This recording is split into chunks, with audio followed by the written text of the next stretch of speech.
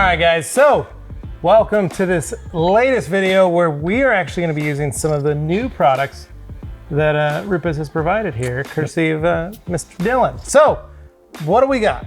So, we're going to be working with the new DA system, which is universal for any orbital polisher. So that can be a random orbital, like an LHR 15, LHR 21, the Mini, that kind of stuff, or gear driven, like the Melee. Okay. So this is a combo that is designed to work with any kind of orbital movement. Not for rotary. You could try it with rotary. It's not going to be the best experience ever, but if it's an orbital tool, if it's an offset orbit of any kind, gear driven or random orbital, these products are for it. And so we have, sticking with our color-coded system, DA Coarse. Coarse cutting compound matches up with the DA Coarse cutting pad, blue foam pad, all new material, all new profile, and then DA Fine. Pretty self-explanatory. Yeah. Fine cutting, very medium cut to really fine finishing. Matches up with the yellow DA Fine foam pad. And I figured while we're at it, since we're gonna be playing with these, they made up really good with the wool pads, which everybody seems to love. So we'll use the blue cutting wool and we'll use the medium wool. Do a little bit of a comparison, kind of show what they're capable of on this junkyard hood. Yeah, and so like we said, we went to the junkyard, picked this up. So this part is gonna be our control. Yep. This is gonna be the untouched, the junkyard fresh spot, so to speak. As you guys probably saw in the last video, these three sections were utilizing Uno Protect with the blue wool, the yellow wool, and the yellow foam. So we thought, you know, a lot of people go, how do I get a little more out of that? I want to do a proper two-step, or I want to do, you know, I want to give it a little more cut in this section, or I just want to do a polish. So that's what this video is going to be. So which one do you want to do first? Let's just work our way this way. I'll prime up this blue foam. We'll show how that works because it's a little tricky to get going the first time. We'll do the blue, I'll let you do the yellow side, and then we'll switch over to wool after that. How about that? Perfect. I'll pull these guys off. All right, and so we'll be working with the trusty LHR 15 Mark III. Excellent. Get our... So easy to open those bags. Like open a bag of chips, man. Yeah. All right, so you can feel this. I mean, and everybody it's a lot stiffer, but it feels very similar to like the old blue, but a different consistency. Yeah, the pores are a lot smaller in this one. So the old blue had a really, really big pore. This one has a much smaller pore. This one bridges the gap if anybody's familiar with our green pads that used to be. Some people were really in love with that pad. Yeah. This pad cuts better than the old blue and finishes better than the old green. So we've basically taken two pads, gotten a wider range of performance and stuffed it into one pad. But because it's this really rigid material, especially when it's cold, fresh out of the pack, it's never been used before, you gotta condition it to get it up to temp, and that's when it really starts to work its best. And that's part that trips a lot of people up, because with a real rigid foam, it's not going to contour to the shape of the panel. It's going to be a little bit of a rough ride, and it might want to even spit the compound out because you've got a very flat surface right here. Are we okay with that rocket taking off in the background? What's that? Tremors, something popped out of the floor. All right, so what I'm going to do with this pad, again, since it's so rigid, our recommended priming process is we're going to draw an X on the face of the pad, but we're not going to take it all the way to the edge because I want to prevent sling in my priming process. So I'm only going to go about that far with my X. I'm trying to keep the compound in the middle of the pad where it's going to do the most work. Once we're primed, it'll start to spread out to the edges on its own. So I can hand that off to you for a second. Hold it. And so the key of this is, again, we're trying to get the compound to migrate a little bit, but also we want to get just a little bit of heat into that foam and soften up that first couple of millimeters of the face. Cord over the shoulder. I'm going to go speed 2. Or 1, kind of whatever you prefer. You're just gonna hold it in place for a minute with a little bit of head, more than you would normally use for polishing pressure, because you wanna just get this thing up to temperature quick.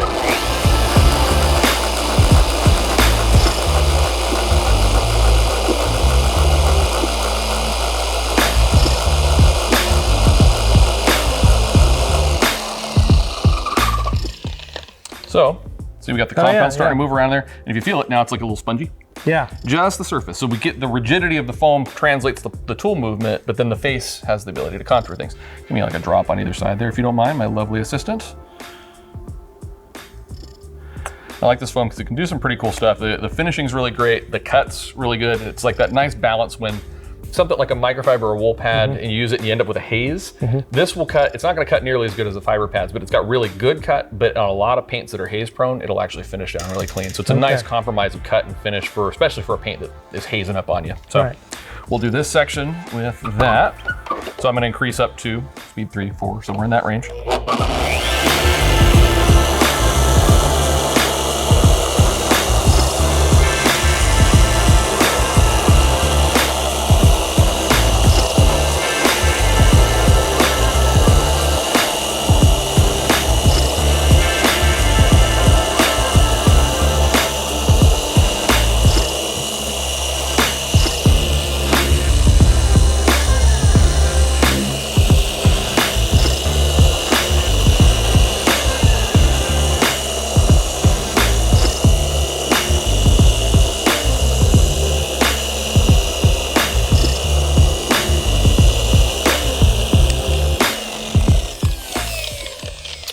All right, let's wipe off and take a look at that. Should mention a little bit of foam pad crumbs, nothing, nothing, just a brand new pad. Oh, wow.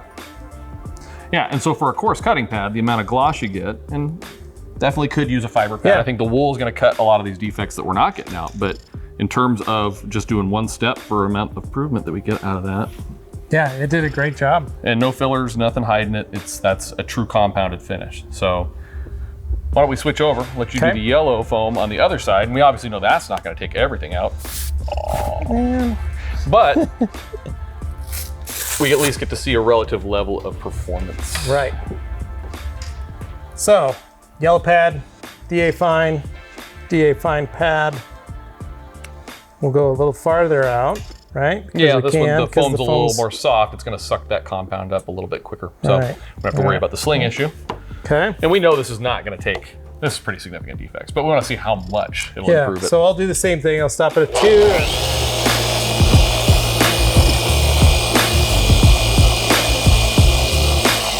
Soften that little pad up. We got some good. Yep, starting to move on you. So give you just a couple of drops there. Okay. And away you go.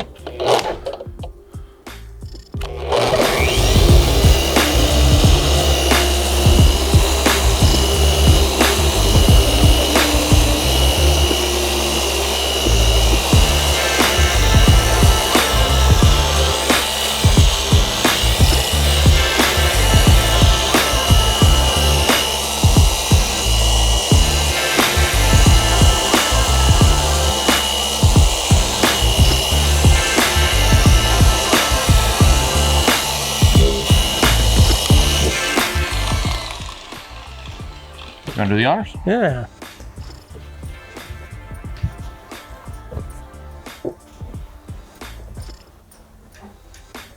Shiny. Shiny. Defects are still there, though. Yeah. It's but it's clean. Yep, and that's what we You expected, right? It's a fine polish. We're not expecting to remove defects, but that definitely put a nice shine on it. Yeah, and if I was a detailer, I would only be using probably fine if I was going to be doing something like I needed to do a quick one step and then do like a coating or something on it. But if I was just going to sell it like as a coating with like a sealant, I'd probably just change the pad out and do Uno. Exactly. Uno Protect, which could be in that same range of performance. It's also really good if you're going to do a second step. Let's say you do microfiber and it cuts the defects, but the gloss isn't there. Then that's the perfect, like, let me touch up the haze, a really quick, easy correction of light defects. But all in all, I mean, still got a lot of, it popped the gloss a little more. Yeah, you know, not 100% the defects, but a good portion or the light stuff's gone, the big stuff's still there. So, but easy. Yep. Easy wipe off, easy application. I'll switch back to blue on this side and go with the wool pad, and hope that the jet doesn't land here. All right. So we'll switch back to the blue, the coarse cutting, but now we're gonna try the wool, which will get us more cut, because the foam did a good job, but didn't get some of the deeper stuff. We even have, I think that's that razor blade mark that's where I hit it with a razor blade. So we'll give it a little bit of a challenge. So and it's got some great directional scrapes and scratches here. Yep. I think Jimmy's name's in that area too, so. So with the fiber pad, we're gonna go back to this method again. We wanna get it spread all over everything. So unlike the foam, because foam kind of self-primes, right? That first little application starts moving around. Fiber, you gotta force it a little bit and make sure that there is compound on all the fibers. So we'll start it up like this. Okay. I hand that to you. I'm gonna just run it for a split second to get the fibers running in the right direction. Okay.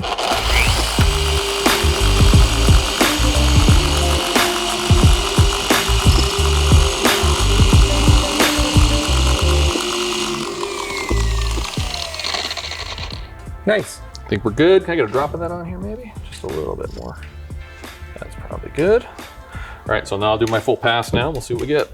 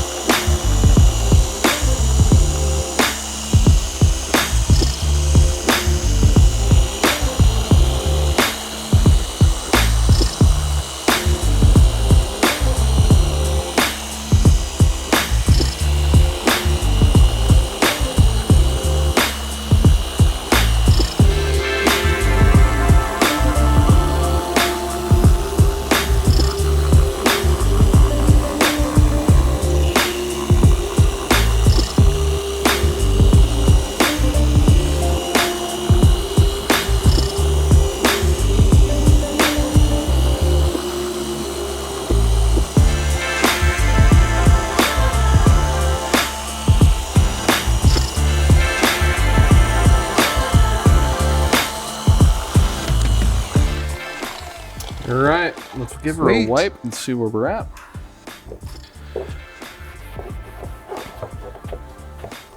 Wow. That is night and day. And it actually looks really good. We even got that razor blade mark out. Yeah. So. And that finished out. Yeah, no, that's, wow.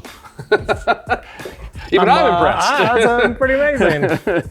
All right, so last one, let's do the yellow wool over there, which is gonna boost the cut of that DA fine product. So it turns it from a little bit less of a fine to a little bit more aggressive. Yeah. But then you get really high finishing characteristics out of it. Throw this pad on here. All right. Moment of truth.